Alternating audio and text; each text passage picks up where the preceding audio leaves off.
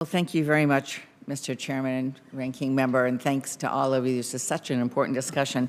What I find interesting, having been involved in these debates over the years, both in the House and the Senate, is that there is a very different view about how to stimulate the economy and create work.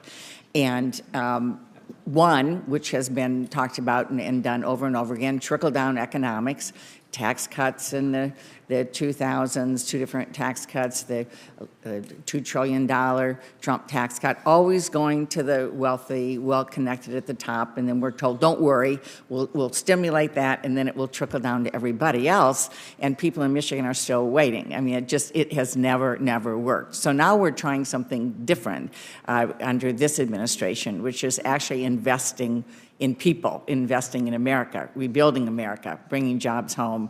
We're seeing 13 million jobs created in less than 2.5 years by investing in people in America, in creating jobs and creating opportunity for people. So to me, it's, you know, we have this debate over and over and over again. In fact, it's starting again because the U.S. House, who was just complaining about deficits and bringing us to the verge of a default for our country, has now put in a new tax bill that, if it would be permanently voted and put into law, would be another $1 trillion in deficits. And so it's always about whatever the problem, a tax cut will solve it. Whatever, but not for everybody, not for the poor, not for working families, not for working moms, only for those at the top, and then we hold our breath and hope that it trickles down. And so I think it's time really to debunk that. And even when we talk about work, of course we all support work. Of course this is about creating opportunity and lifting people up in the middle class. But I also see different ways of looking at it. My friend, Senator Grassley, who has led us on the Agriculture Committee, to say if you're going to get a government payment, a farm payment, you should be actively engaged in the farm.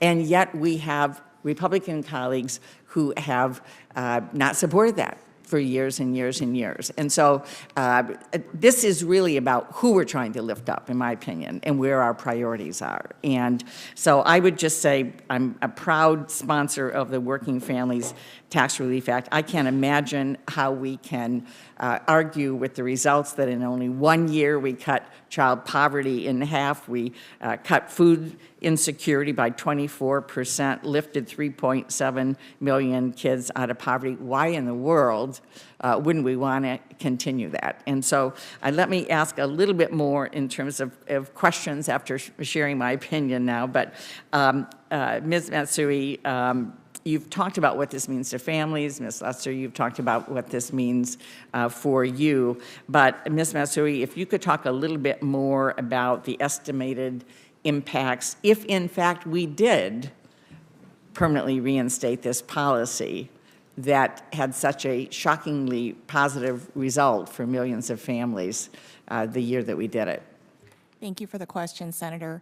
So most estimates for making the expansions to the child tax credit permanent estimate that there would be a reduction in child poverty of up to 40%. And this, as you note, is really extraordinary.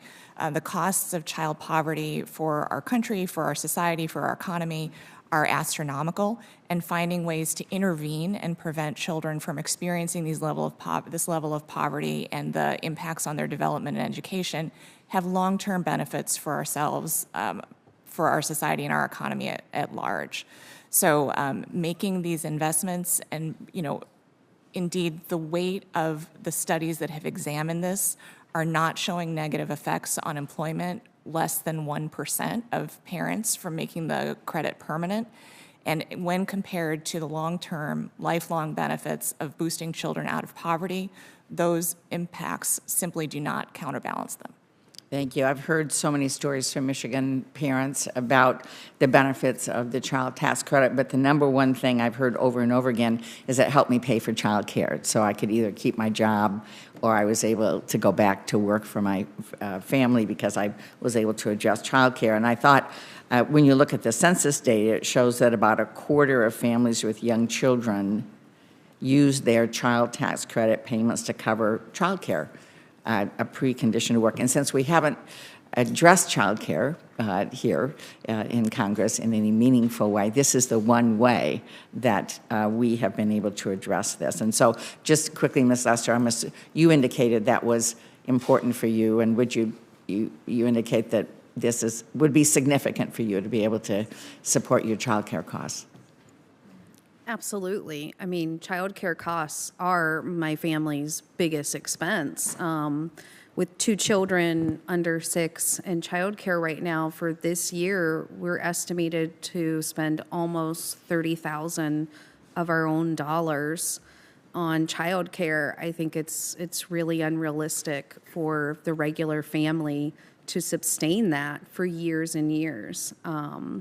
And this will be the first year, and yeah, I'm definitely concerned of how we'll continue to maintain this.